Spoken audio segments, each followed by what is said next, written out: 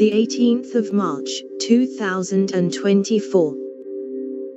Flood of Chinese imports could renew trade tensions, threaten U.S. jobs. China's export surplus of cars and electronics helps the fight against inflation. But lower-priced Chinese goods threaten Biden's hopes of boosting U.S. factory jobs.